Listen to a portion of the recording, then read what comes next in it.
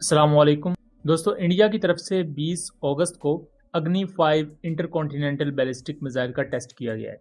इस ballistic missile के test करने के बाद पाकिस्तानी साइड पर एक डिस्कशन शुरू हो चुकी है कि क्या पाकिस्तान को भी अपना इंटरकॉन्टिनेंटल बैलिस्टिक मिसाइल बनाने की ज़रूरत है, क्योंकि दिसंबर 2024 में कुछ अमेरिकन रिपोर्ट्स के मुताबिक पाकिस्तान ऐसे लॉन्गर रेंज बैलिस्टिक मिसाइल्स पर काम कर रहा था जो नेक्स्ट जनरेशन टेक्नोलॉजीज को फीचर करते होंगे और वो इवन यूरोप और अमेरिका तक भी स्ट्राइक कर सकते होंगे। तो तभी से ये चीज़ सोशल मीडिया पर और न्यूज़ में डिस्कस की जा रही थी। मुख्तलिफ एनालिस्ट भी इस पर बात कर रहे थे। बट अब जब इंडिया ने अग्नि 5 का एक कंसेक्टिव टेस्ट किया है कि 2024 में मार्च के महीने में इसका एक टेस्ट किया गया, जिसमें अग्नि 5 को MIRV टेक्नोलॉजी से लेस कर दिया गया और उसके बाद ये एक रीसेंट टेस्ट भी अग्नि 5 का किया गया है। लेकिन ये एक बहुत अहम चीज़ है इसकी टाइमिंग, कि जब चाइनीज़ फॉरेन मिनिस्टर इंडिया में मौजूद थे, इंडिया चाइना के साथ ताल्लुकात बेहतर करने की बात कर रहा है, उसी दौरान इंडिया ने ये एक इंटरकॉन्टिनेंटल बैलिस्टिक मिसाइल टेस्ट किया, जो कि चाइना के लिए भी एक वार्निंग है और चाइना में भी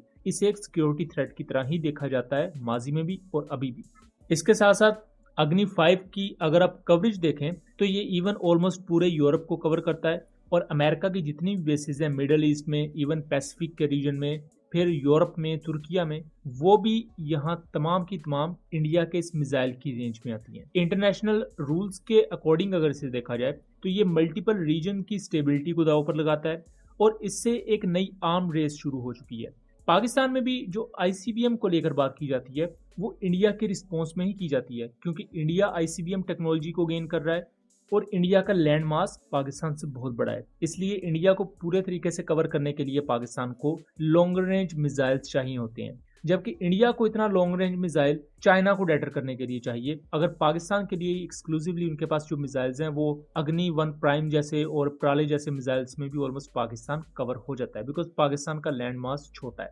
यहाँ तक कि इंडियन मीडिया ने एक कैंपेन भी लॉन्च की जिसके तहत उन्होंने ये पोर्ट्रे किया कि पाकिस्तान अमेरिका को टारगेट करने के लिए एक ICBM बना रहा है और पाकिस्तान पर अमेरिका पाबंदियां लगाए। और दिसंबर 2024 में पाकिस्तान की 3 फर्म्स पर US सैंक्शंस लगी, लेकिन उन US सैंक्शंस का कोई ऐसे फर्क नहीं पड़ा क्योंकि वो कंपनीज अमेरिका के साथ कोई ट्रेड करती ही नहीं थी। उस पर हमने डिटेल वीडियोस बनाई हुई हैं, लिंक उनका मैं डिस्क्रिप्शन में दे दूंगा। लेकिन अब जब अमेरिका ने इंडिया पर सैंक्शंस भी रिसेंटली लगाई हुई हैं और 50% टैरिफ भी लगाया हुआ है, तब ICBM का टेस्ट किया जाना, जिसमें मल्टीपल अमेरिकन और अमेरिकन इत्तेहादियों की इंस्टॉलेशंस टारगेट पर आ जाती हैं,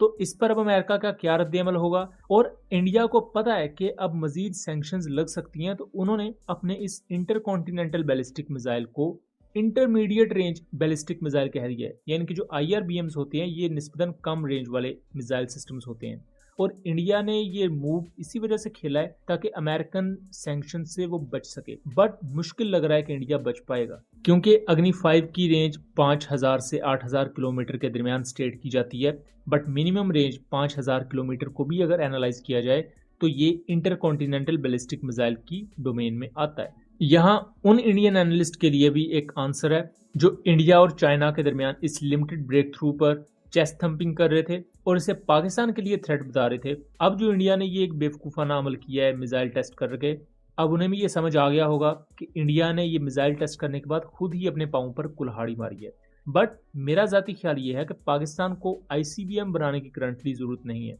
पाकिस्तान को अपनी कन्वेंशनल रॉकेट फोर्स पर इस वक्त बहुत ज़्यादा काम करने की ज़रूरत है और करंटली पाकिस्तान ने जिस तरह फतेह 1, फतेह 2, फतेह 3, फतेह 4 जैसे मिसाइल सिस्टम्स को लॉन्च किया है और फतेह 1 और फतेह 2 ने कामयाबी के साथ जिस तरह मल्टीपल इंडियन टारगेट्स को हिट किया, तो पाकिस्तान को अपनी आर्मी रॉकेट फोर्स कमांड को मजीद स्ट्रॉन्ग करने की ज़रूरत है, क्योंकि इसमें ये पोटेंशियल है कि कन्वेंशनल डोमेन में ये ऑलमोस्ट 80% तक इंडिया को कवर कर सकते हैं। फिर आपकी जो स्ट्रेटेजिक डोमेन है उसमें आपके पास शाहीन 2 और शाहीन 3 है जो ऑलमोस्ट इंडिया के हर कोने को स्ट्राइक कर सकता है। और शाहीन 3 से तो जो ये 2 बड़ी दहशतगर्द रियासतें हैं, एक मशरक में और एक मगरब में, उन दोनों को ही पाकिस्तान का शाहीन 3 टैकल कर सकता है। सो दोस्तों, ये था एक एनालिसिस। उम्मीद करता हूँ चीज़ें क्लियर रही होंगी। वीडियो पसंद आई हो तो इसे ज़्यादा से ज़्यादा शेयर कीजिएगा ताकि इस तरह की मज़ीद इन्फॉर्मेटिव वीडियोज़ हम आपके लिए लेकर आ सकें। मिलेंगे अगली वीडियो में, तब तक के लिए अल्लाह हाफिज़।